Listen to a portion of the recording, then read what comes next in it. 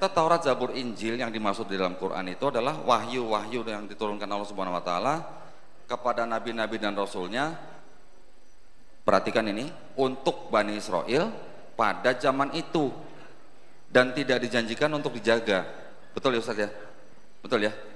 Karena tidak dijanjikan untuk dijaga, makanya sampai sekarang kita tidak bisa lihat mana Taurat yang asli, mana Zabur yang asli, mana Injil yang asli. Assalamualaikum warahmatullahi wabarakatuh. Waalaikumsalam warahmatullahi wabarakatuh. Alhamdulillahirabbil alamin, wassalatu wassalamu ala Rasulillah.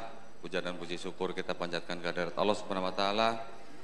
Salawat dan salam semoga tercurah bagi Nabi junjungan kita Nabi Muhammad sallallahu alaihi wasallam. Alhamdulillah, senang sekali saya bisa berada di sini di majelis yang mulia ini. Dari tadi saya mendengar mantan mualaf gitu.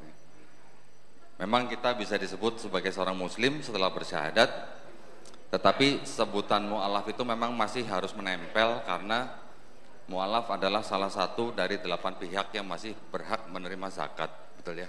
Mudah-mudahan betul ya. Jadi harus masih ada labelnya mualaf.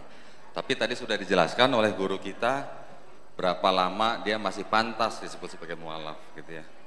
Saya juga teringat dan juga ada di dalam hadis bahwa seorang Umar bin Khattab yang telah menerima Islam kemudian menjadi seorang muslim, beliau menegur temannya atau sahabatnya yang masih saja terus menerima zakat. Akhirnya dia menegur bahwa kamu sudah tidak pantas menerima zakat karena kamu sudah melewati periode tertentu gitu ya. Nah, kalau saya lebih suka menggunakan gelar di belakang MK. Ustaz. Gelar saya MK, Ustaz. Apa itu, Pak? Mantan kafir. Masya Allah. Luar biasa. Kenapa saya suka itu? Karena saya ingat terus bahwa saya ini dulu pernah menjadi kafir. Nah, betul tadi yang sudah disampaikan oleh Bang Dewa bahwa setiap bayi yang lahir fitrahnya adalah muslim, ya. Bayi itu menjadi Yahudi, Majusi atau Nasrani dikarenakan orang tuanya. Namun pada waktu dia dewasa, dia sudah bisa berpikir, sudah bisa mempertanggungjawabkan perbuatan dan perkataannya. Setelah dia mengenal Islam, kemudian dia menerima Islam, kemudian dia akhirnya masuk Islam, sebenarnya dia bukan pindah agama, tetapi sebenarnya dia kembali kepada fitrahnya. Fitrah semua manusia sebenarnya adalah muslim. Karena muslim, setelah saya jadi muslim saya baru tahu artinya. Muslim ternyata adalah orang yang berislam. Islam artinya ternyata bukan cuman kata damai, bukan cuman kata selamat, ya, tetapi banyak sekali selain damai, selamat, berserah diri, patuh, tunduk, taat. Kepada siapa? Kepada yang menciptakan kita semua, kepada yang menciptakan bumi dan langit. Saya dulu waktu masih kafir, saya dulu nonton videonya Ustadz Nababan berdebat dengan para pemuka agama Nasrani atau Kristen ya. Saya nonton, saya suka sekali dengan gaya Ustadz Nababan, tegas gitu ya. Alhamdulillah setelah saya melalui proses yang cukup panjang, kurang lebih 7 tahun. Di dalam 7 tahun itu ternyata ini yang sering menjadi kesalahan orang-orang di luar Islam ya, untuk memeluk Islam ya. Yang orang di luar Islam lihat atau yang orang di luar Islam pandang terhadap Islam itu bukan Islamnya, tetapi muslimnya, Ustadz. Banyak yang begitu ya. Juga, nah mohon maaf tadi saya mungkin belum memperkenalkan diri secara lengkap. Nama saya Don Ditan, saya dari keturunan Tionghoa. Orang-orang Tionghoa di Indonesia yang dulu hidup juga bersama-sama dengan bangsa Indonesia lainnya di bawah pemerintahan penjajah Belanda, mindset orang-orang Tionghoa itu dulu sudah disetting sedemikian rupa sehingga mereka melihat agamanya orang pribumi Indonesia itu sebagai agamanya orang miskin. Ini mohon maaf ya. Ini adalah pandangan orang-orang Tionghoa yang totok gitu. Mungkin sekarang sudah jauh berubah mungkin. Tetapi nenek saya masih ngomong begitu. Orang tua saya juga dulu masih ngomong begitu. Kenapa? Karena memang di lingkungan itu orang Tionghoa, orang keturunan Arab, orang keturunan India, itu kan memang dikotak-kotakan sama pemerintah Belanda, ya kan? Menggunakan politik divide et impera. Sehingga dengan pengelompokan-pengelompokan seperti itu dibuat seolah-olah menjadi bukan satu kesatuan bangsa Indonesia gitu. Tetapi karena dikotak-kotakan jadi mempunyai mindset sendiri-sendiri yang terpisah-pisah, sehingga kadang mereka sering mempunyai pandangan negatif terhadap kelompok yang lain gitu.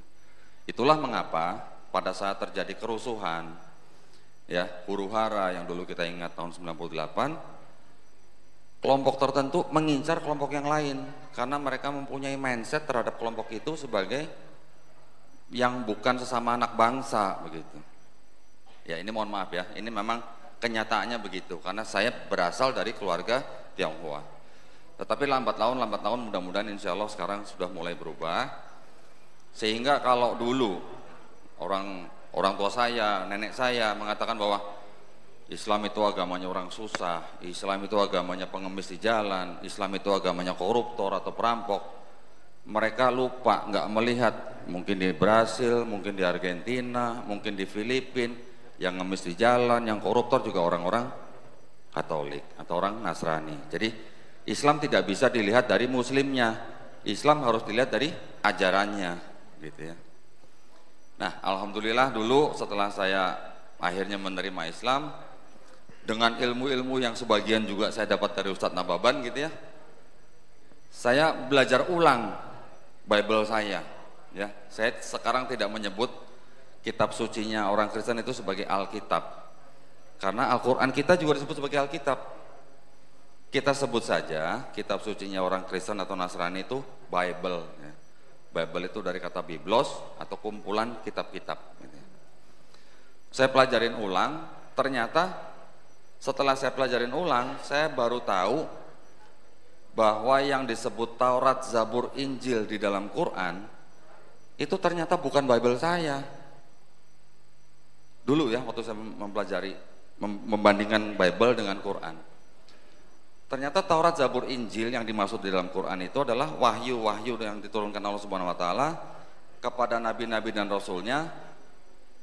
Perhatikan ini, untuk Bani Israel pada zaman itu, dan tidak dijanjikan untuk dijaga.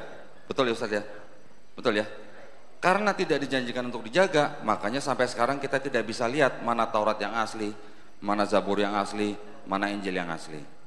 Dulu pemikiran saya, Injil itu adalah Bible itu yang diterima oleh Isa Al-Masih atau Yesus Kristus. Ternyata setelah saya pelajarin ulang Bible-nya, saya tidak berani mengatakan bahwa itu adalah Injil yang diterima oleh Nabi Isa Al-Masih. Karena apa? Karena ternyata gospel yang nulis siapa tidak tahu. Ditulis puluhan tahun setelah dianggap Yesus diangkat. Yang menulis orang-orang yang berpendidikan tinggi, ditulis dalam bahasa Yunani Koine. Yunani Koine itu artinya Yunani bahasa pasar gitu.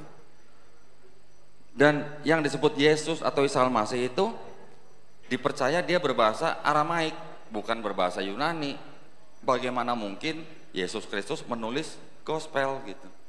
Sekarang saya tidak berani mengatakan yang di dalam Bible itu Matius, Markus, Lukas, Yohanes sebagai Injil ya. Bapak Ibu nih, kalau sering mendengar kata Injil terus kemudian dikonotasikan kepada Bible, tolong hati-hati, jaga akidah kita ya. Matius, Markus, Lukas yang di dalam Bible itu bukan Injilnya Nabi Isa Al-Masih. Kita sebut saja gospel ya. Gospel itu dari kata Godspell ya. Itu bukan wahyu yang diterima oleh Isa Al-Masih untuk Bani Israel pada zaman itu. Itu adalah hanya biografi ya, biografi yang dianggap sebagai biografi atas cerita Yesus Kristus dari mulai dia lahir sampai dia disalib, dibangkitkan gitu. Itu bukan Injilnya Nabi Isa Al-Masih. Nah, kalau dulu saya melihat debat Ustadz Nababan itu debatnya debat teologis ya Ustadz ya, mohon maaf ya Ustadz ya. Yesus itu bukan Tuhan karena begini gitu. Nah, saya melihat, wah saya pengen seperti Ustadz Nababan.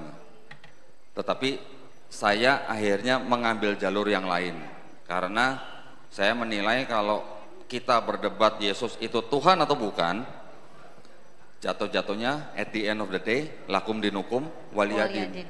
Kita harus menghargai keyakinan orang lain yang mau mempercayai Yesus Kristus itu Tuhan, monggo, itu dijamin oleh Undang-Undang Dasar 1945. Yang saya ambil jalur saya adalah kritik teks. Kritik teks ini buat saya 2 tambah 2 sama dengan 4. 1 tambah 1 tambah 1 sama dengan 3, tidak mungkin 1 gitu. Kalau 1 tambah 1 tambah 1 sama dengan 1, itu ada unsur teologis, ya.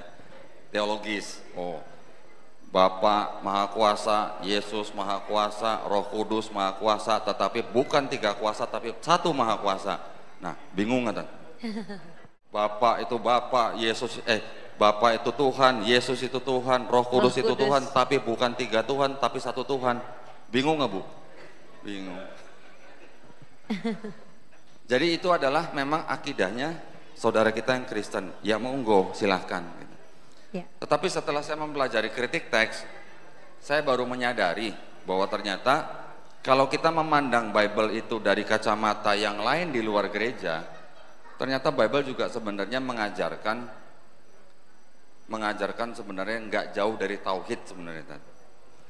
Maksud saya begini, di dalam Bible ternyata ada 2 bagian, ya. Ada perjanjian lama, ada perjanjian baru, ya kan?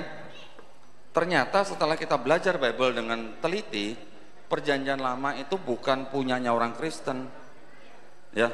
Perjanjian lama itu ternyata punya orang Yahudi, punya orang Yahudi yang berasal dari kitab yang disebut dengan kitab Tanakh singkatan Torah, Nevi'im, Ketuvim, kemudian diterjemahkan menjadi Septuaginta yang berbahasa Yunani, kemudian dikoreksi oleh bapak-bapak gereja, Origen, Lucian, Hesesius, kemudian baru dijadikan perjanjian lama. Tetapi penerjemahannya ini sengaja diubah sesuaikan supaya terlihat seolah-olah berbicara mengenai Yesus di perjanjian baru. Gitu. Itu perjanjian lama. Perjanjian baru ternyata itu adalah tulisan-tulisan orang-orang yang sebenarnya sudah terpapar oleh ajaran Helenisme yang dibawa oleh penjajah Romawi kuno, ya, yang berasal dari Yunani. Jadi akhirnya bisa disimpulkan bahwa pemahaman daripada gereja untuk orang Kristen itu sebenarnya adalah pemahaman Helenisme. Tapi kalau kita melihat teliti pesan-pesan yang disampaikan oleh Yesus dalam Bible, ternyata juga masih ada unsur-unsur tauhidnya. Shema Israel, Adonai Eloheinu, Adonai Ehad. Di Islam kita mengenal Qul huwallahu ahad. Ehad, ahad. Ahad, ehad. Sama sebenarnya. Tetapi oleh bapak-bapak gereja akhirnya dipahami sebagai ehad itu esa tapi kesatuan gitu. Nah, dengan belajar seperti itu akhirnya saya makin jauh, saya mencari teks mana yang ini adalah bukti bahwa teks ini ajaran Helenisme, teks ini tidak asli, teks ini sisipan, teks ini tambahan, bahkan ada teks ini pinjaman, pinjam tapi nggak dibalik-balikin gitu. Akhirnya saya bisa membuktikan bahwa kitab suci Bible itu menurut saya waktu itu bukan kitab suci. Akhirnya saya mempelajari Quran, keaslian Quran, keotentikan Quran, ya, mukjizat di dalam Quran. Tadi sudah dijelaskan oleh Ustadz kita, ya, juga sudah ditambahkan oleh Ustadz Amri. Alhamdulillah, saya akhirnya menyerah dan saya harus menerima Quran sebagai bukti bahwa itu adalah owner's manual book yang diturunkan oleh Allah Subhanahu wa taala yang menciptakan bumi dan langit dan manusia semuanya, seluruh makhluk, ya. Akhirnya saya bersyahadat tahun 2014, Alhamdulillah. Sekarang saya juga tidak mau disebut sebagai mualaf lagi, mantan kafir aja gitu ya. MK, pejabat MK ya Pak? Dan saya sekarang Alhamdulillah sudah ikut berdakwah dengan Yayasan Pembina Mualaf At-Tauhid. Bahkan bulan April kemarin kita beli gereja. Kita istilahnya jajan lah, jajan gereja gitu. Di daerah Klaten, di daerah Klaten, Jawa Tengah. Akhirnya kita rubah menjadi Masjid Isa Al-Masih. Alhamdulillah, ya. Itu kejadian-kejadian di Eropa dan Amerika yang gereja sudah kosong, kemudian menjadi masjid, tertular ke Indonesia. Kami mempelopori hal tersebut. Insya Allah juga tahun depan Muhammadiyah juga akan membeli gereja besar di Madrid, Spanyol. Insya Allah, mohon doanya. Baik, itu saja yang bisa saya sampaikan. Mudah-mudahan menguatkan akidah kita sebagai umat Islam. Ya, wabillahi taufiq wal hidayah. Wassalamualaikum warahmatullahi wabarakatuh.